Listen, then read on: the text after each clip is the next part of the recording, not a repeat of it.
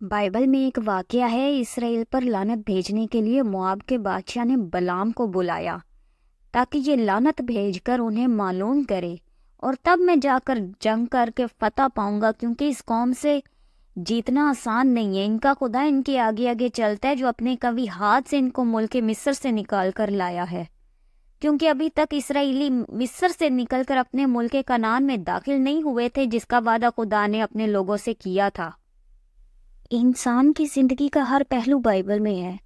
اسرائیلی ملک مصر سے آئے اور یرو کے اپوزٹ مواب کے میدانوں میں خیمے لگائے، اور مواب کے بادشاہ نے سب کچھ دیکھا کہ بنی اسرائیل نے دوسری قوموں کے ساتھ کیا کیا کیا ہے، اس لیے موابیوں کو ان سے بڑا خوف آیا اور وہ بنی اسرائیل کے سبب سے پریشان ہوئے۔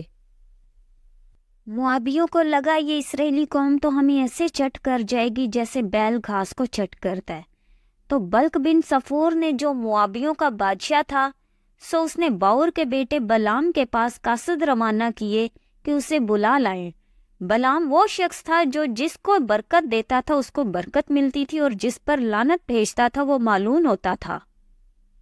تو مواب کے بادشاہ بلق نے بلعام کے پاس کہلا بھیجا کہ ایک قوم مصر سے نکل کر آئی ہے، اس سے زمین کی سطح چھپ گئی ہے، اب وہ میرے ہی مقابل آ کر جم گئے ہیں، اب تو آ کر میری خاطر ان لوگوں پر لعنت کر، کیونکہ یہ مجھ سے بہت قوی ہیں، پھر ممکن ہے میں غالب آؤں اور ہم سب ان کو مار کر اس ملک سے نکال دیں۔ بلق نے بڑے معزز اور بزرگ لوگوں کو بھیجا، اور وہ بزرگ فال کھولنے کا انعام ساتھ لے کر روانہ ہوئے، اور بلعام کے پاس پہنچ کر اپنے بادشاہ بلق کا پیغام اسے دیا۔ خدا نے بلعام سے کہا، تو ان کے ساتھ مت جانا، تو ان لوگوں پر لعنت نہ کرنا، اس لیے کہ وہ مبارک ہیں۔ بلعام نے ان بزرگوں کو واپس بھیج دیا کہ خدا مجھے اجازت نہیں دیتا تمہارے ساتھ جانے کی۔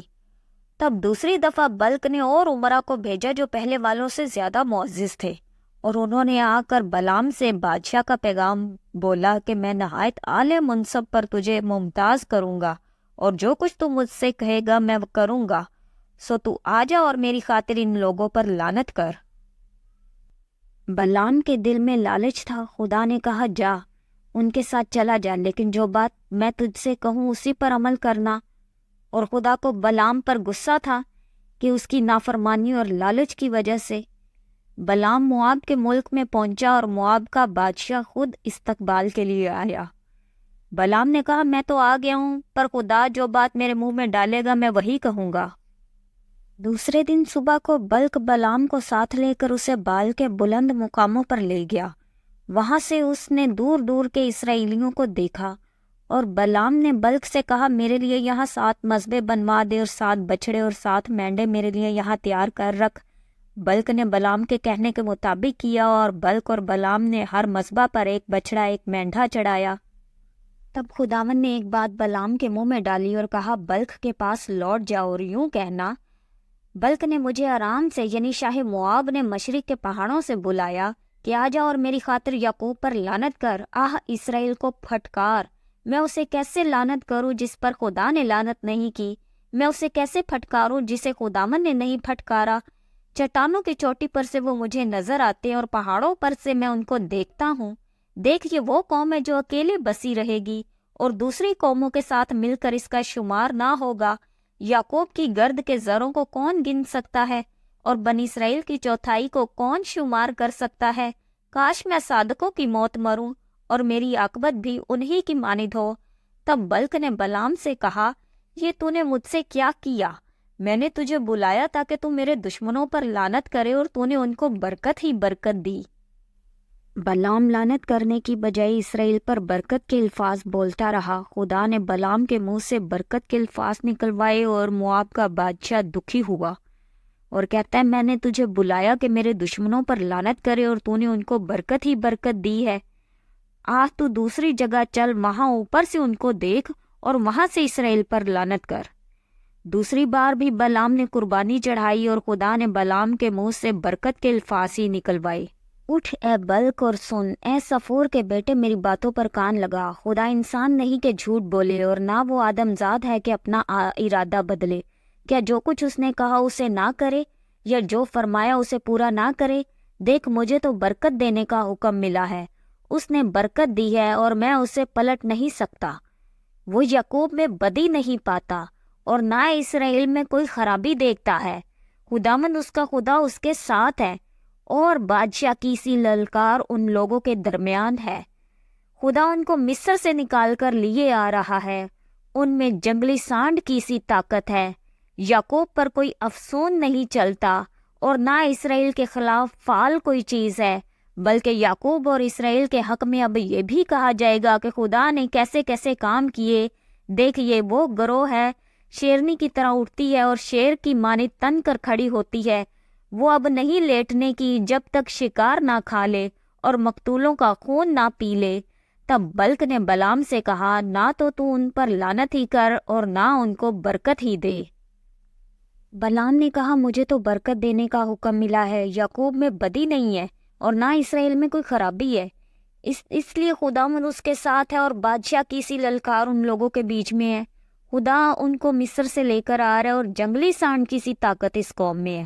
یعقوب پر کوئی افسون نہیں چلتا، یعنی کوئی جادو ٹونا نہیں چلتا، اور نہ اسرائیل کے خلاف فعال کوئی چیز ہے۔